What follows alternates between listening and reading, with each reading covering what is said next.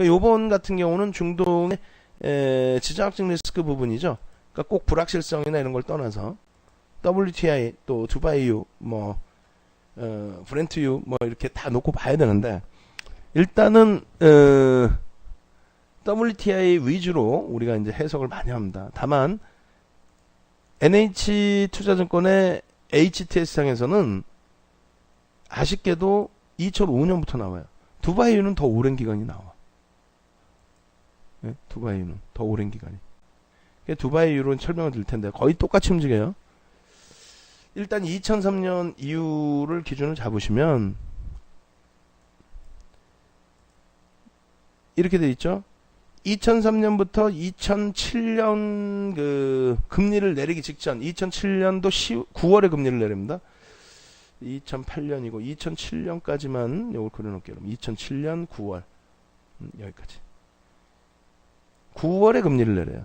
금리를 내리고 나서 한 번 더 움직입니다. 예? 금리를 내리고 나서 그러면 이건 어떻게 해석을 해야 되느냐?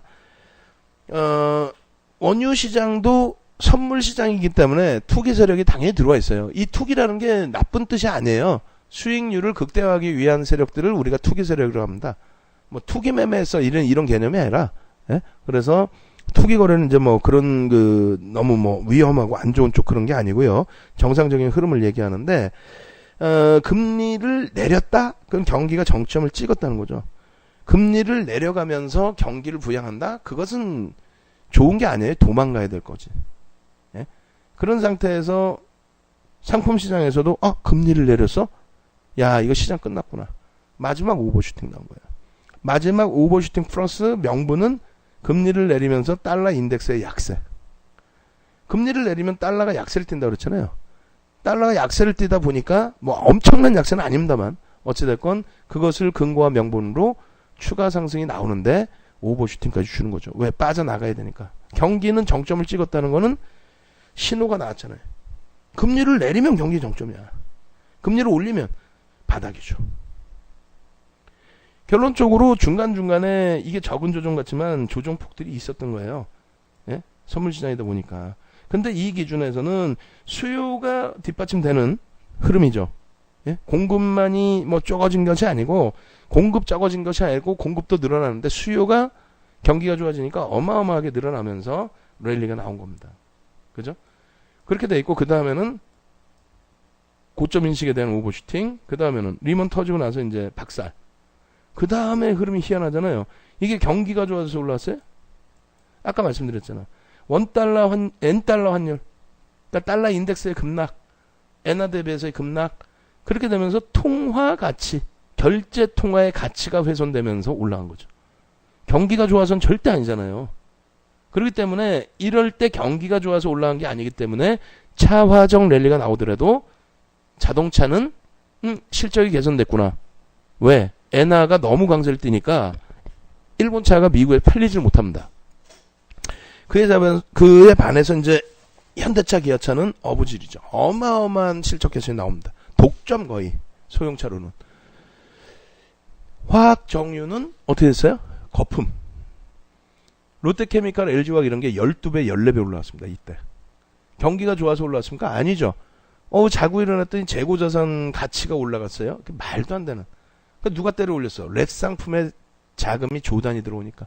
그래서 어찌됐건 우리나라는 글로벌 시장이 2013년도에 고점을 찍을 때 우리나라는 2011년도에 고점을 찍어버립니다. 요 유가 상승을 바탕으로 차화정의 화학 정유의 랠리를 이끌어내서 돈의 힘으로. 결국은 어떻게 돼요? 요 지점에서 110불까지 두바이유 같은 게 형성이 돼 있는데 110불까지 형성된 이유가 뭐라고요? 달러 인덱스의 약세 때문에 형성이 된 겁니다. 그러고 나서 어떻게 돼요? 달러 인덱스는 사실상 그 전부터 좀 강세를 띠기도 했습니다만 어찌됐건 2015년도에 야 우리 금리 인상할 거야 본격적으로. 그래서 2015년도에 금리를 인상하죠. 12월에. 그 과정 속에서의 조정 그리고 이제 낙폭 과다가 한 번 더 나온 거죠. 결론적으로. 이때 이렇게 흘러간다고 해서 시장이 폭락이 나왔나요? 혹은 이렇게 간다고 해서 시장이 폭락이 나왔나요?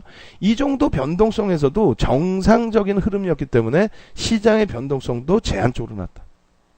이해되세요? 이렇게 해서 경기가 좋아서 올라간 유가에서는 폭등 랠리가 나왔죠. 시장도. 얘뿐만 아니라 얘 때문만이 아니라 경기가 좋으니까.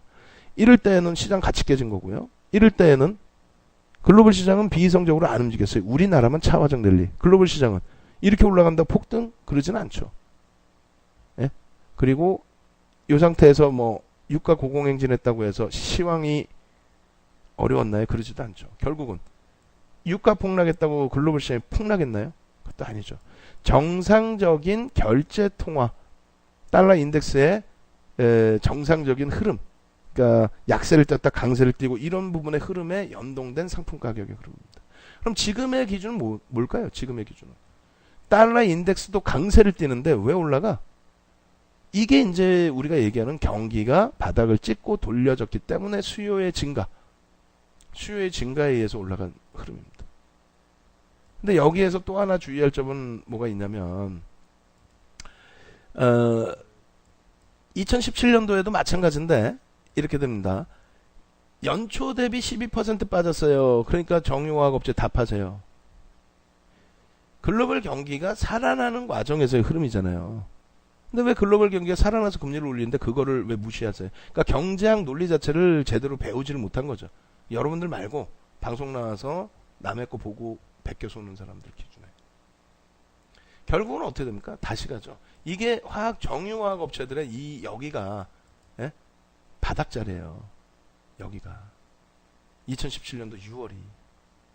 지금도 마찬가지입니다. 그럼 지금의 흐름에서 유가를 어떻게 해석해야 되느냐? 2017년도의 종가가 여기입니다. 뭐 두바이유는 여기보다 좀 더 내려와 있어요. 근데 2017년도 12월의 종가가 여기입니다. 그 자리 딱 내려와 있어요. 무슨 말이냐면은 금융시장에 꼬신 주식시장의 흐름이 어차피 상품시장이든 외환시장이든 전체를 통틀어서 경제 동향에 선반영되는 흐름이 나온다.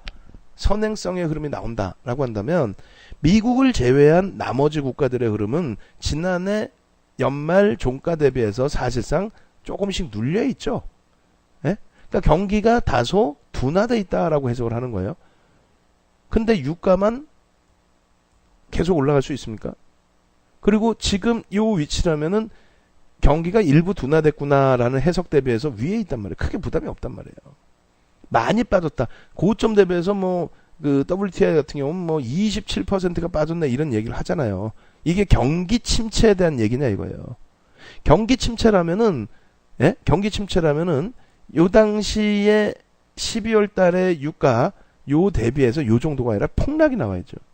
막 이렇게 쭉쭉쭉 깨져 내려오는 것처럼 결제 통화 관련된 내용보다도 더 심각하게 이럴 때처럼 시장이 난리 났구나 해서 이렇게 폭락이 나와야 됩니다. 그리고 왜 마지막 자리에 올랐는지도 해석을 해야 되겠죠. 결론적으로 지금의 조정은 경기의 침체로 우리가 해석하지 않습니다. 경기의 침체로 해석한다면은 금융시장이 깨져야 돼요. 근데 경기의 침체로 해석 안 하면 뭐냐라고 했을 때 1월 달에 미국이 어떻게 됩니까? 8%의 폭등이 나와요. 말도 안 되는. 한 달에 8%. 그러니까 2월 조정은 예견돼 있던 수순인 거죠. 그러니까 2월 달에 조정이 나서 여기까지는 똑같아요. 그래서 3월에 바닥 찍고 이제 미국 증시가 조금씩 올라. 근데 미국 증시가 올라서 오르는 개념보다도 이때 뭐가 있습니까? 정확히 5월 달 강의 자료에서 보여드렸잖아요. 5월 달 강의 자료 봐라. 5월 달 강의 자료 잠시만요. 교보증권 5월 강연회 자료 거기에 보시면은 정확하게 5월 달에 이미 말씀드린 게 있어요. 그 당시에는 해석이 뭐냐면 지금이랑 완전히 거꾸로예요. 그러니까 그런 거를 대형주 위주로 하다 보면은 잊어먹을 수가 없어요. 대형주 위주로 화학주 보고 전체를 다 보는 사람이 잊어버릴 수 있겠어요? 무슨 말이냐면 이 당시 기준에 국제유가의 상승에 대한 그것 때문에 국제유가 상승 때문에 인플레이션이 발생될 수 있고 그렇게 되면 금리 인상 속도가 가속화될 수 있고 달러 강세될 수 있고 야 이거 다 어려운 거 아니냐. 예?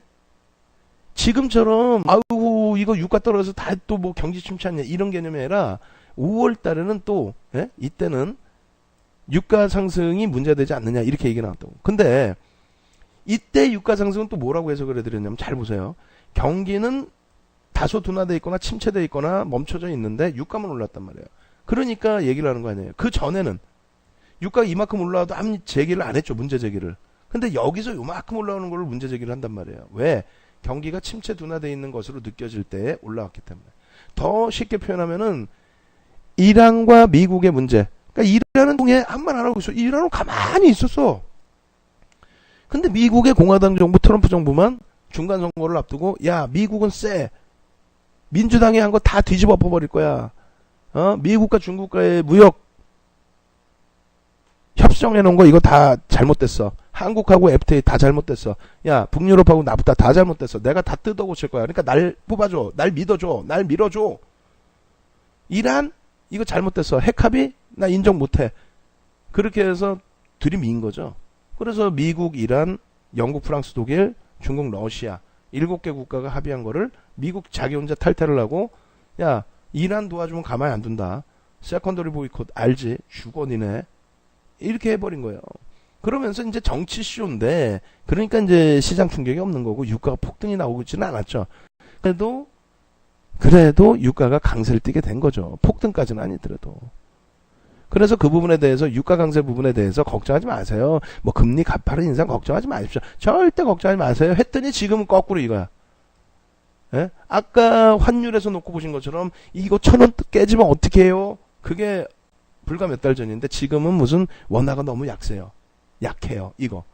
작년 추석 때만 해도 전쟁 난다고 난리가 나서 그 분위기에 버들버들 떨다가 윤정두가 아니 전쟁 나면요 영화처럼요 미국 헬기가 두두두두두 떠서요 또 수송기가 두두두두두 떠서요 자국민 다 데리고 가요.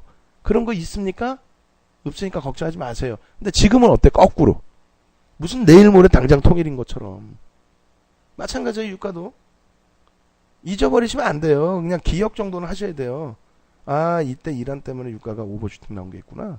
아, 근데 이번엔 뭐지? 이란 문제야 또. 이란 쪽에 대해서 추가 제재를 지금 해야 되는데 90일, 180일 정해놨으니까. 근데 중간선거 끝났잖아요. 그러다 보니까 야 이란 제재 할 거야 했는데 결국은 또 한국은 예외야. 그 뭐야? 제재가 반쪽짜리 제재야. 의미가 없다라는 거예요. 선거 끝났기 때문에. 그러다 보니까 그 지정학적 리스크 부분이 해소가 되다 보니까 조정이 나오고 거기에 경기 일부 둔화된 부분, 시장에 침체된 부분 이런 부분까지 너무 과하게 이제 연출이 되면서 조정이 깊어진 거죠. 근데 이 조정을 가지고 글로벌 시장에서 글로벌 시장의 증시가 폭락으로 연출이 되어 있습니까? 아니면 뭐가 문제가 돼요? 결국은 여기까지 미끄러졌을 때 한번 고점 대비 22% 밀렸어요. 요따고 얘기하고. 그 전에 일찍 얘기해 주든가 이것들이. 경기 침체입니다 그러면서. 아침 뉴스 보고 나와가지고 22% 밀려서 엄한 소리 헛소리하고 그 다음날 7% 밀리니까 어이구 무슨 뭐 난리 난 것처럼.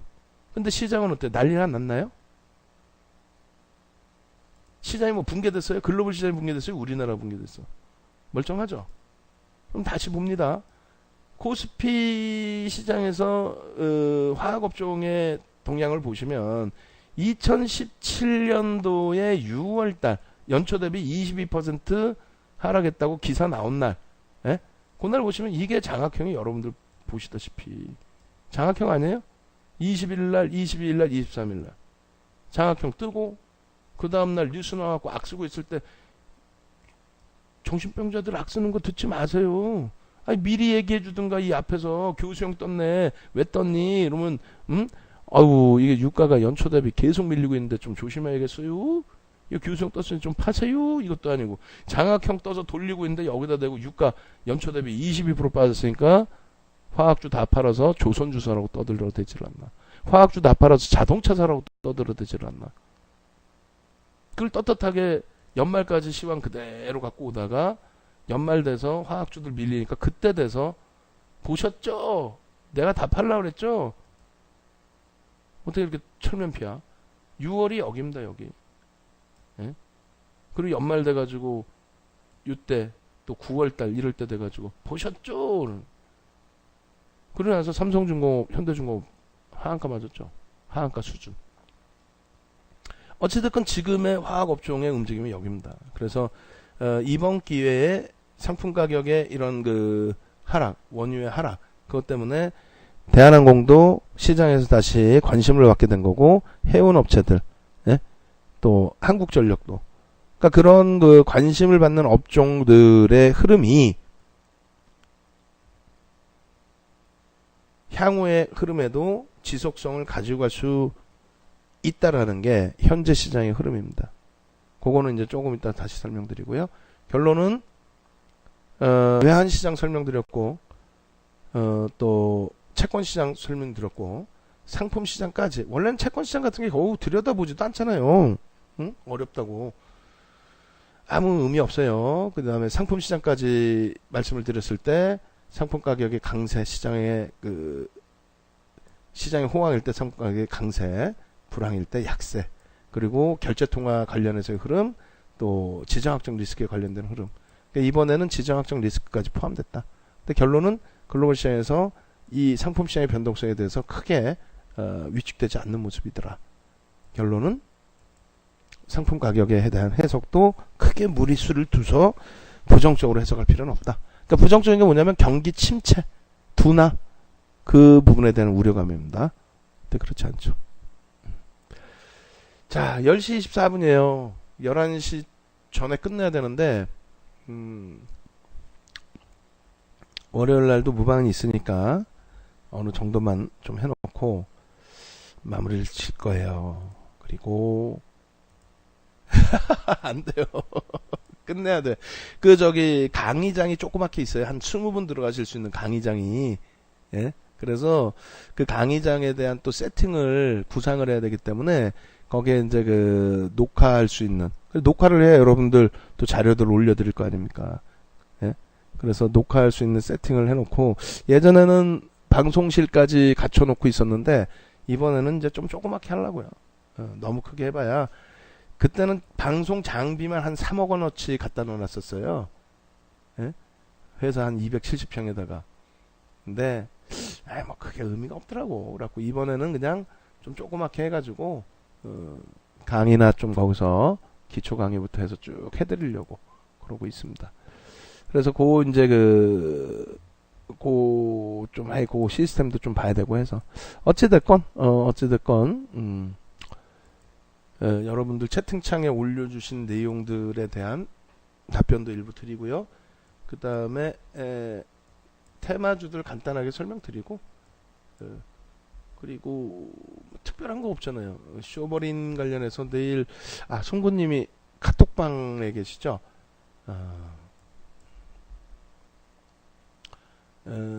그리고 질문사항 있으시면은 월요일날 하세요. 오늘은 이미 마감을 할 거예요. 그리고 저쪽 제약바이오의 흐름, 전체적인 포괄적인 내용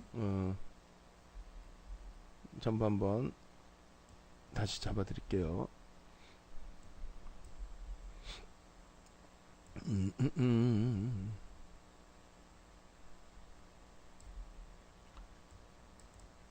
자, 출석검사 한번 더 할까요?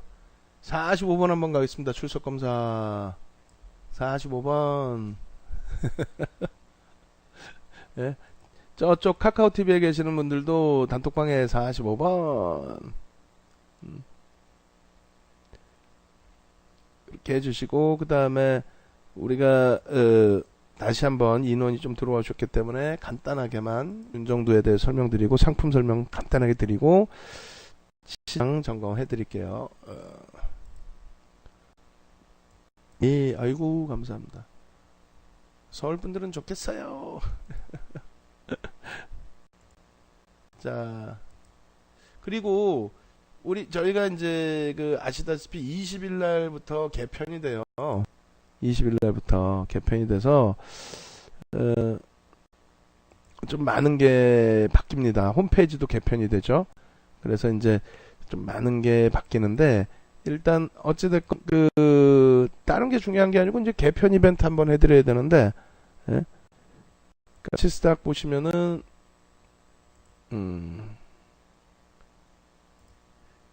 여기가 이제 개편이 돼가지고 전부 윤정도만 있어. 뭐 윤정도 독탕도 아니고. 요것도 이제 그 교육 아카데미나 이런 걸 다시 이제 다 수정을 좀 해드릴 거예요. 그리고 아시다시피 이제 요 캐치스탁이라는 명칭도 아마 바꿀 수 있을 겁니다. 그렇게 해서 개인정보 이전 안내 다 해드리고 있고요. 그래서 20일 이후 21일부터는 사이트가 바뀌어요. 아시아경제 TV 사이트가 아니고 JDI 파트너스 사이트로 바뀝니다. 결제도 JDI 파트너스로 다 바뀝니다. 다 바뀌어서 바뀌는 걸 기준으로 이벤트를 한번 진행을 할 건데 일단은 정가가 지금 이렇게 돼 있어요. 150만 원의 정가로 형성이 돼 있고 할인 이벤트를 갈지 개월수를 더 추가로 드릴지를 고민을 일부 하고 있고요. 그 다음에 VIP 그 카톡방 서비스도 고민을 좀 하고 있습니다. 자, 일단 윤정두는 네이버나 다음이나 조선일보 조선닷컴에 검색을 하시면 나옵니다. 수익률 대 7차례 우승했고 그리고 책 10권 냈고 방송 뭐 시청률 다 1위 넘겼고 또 이런 30년 된 증거 자료가 다 있고 수익률 대 7차례 우승한 것 중에서 7,681%라는 증거도 있고 또 고객분들 수익도 이렇게 다 입증이 되고 그래서 이런 부분들에 대해서 시장이 이제 좋아졌기 때문에 같이 움직임을 가지고 가셔도 크게 무리는 없을 것 같아요. 이번 이벤트는 뭐 아직 확정된 건 없습니다만 이렇게 진행을 해드릴게요. 일단은 맨날 똑같나요? VIP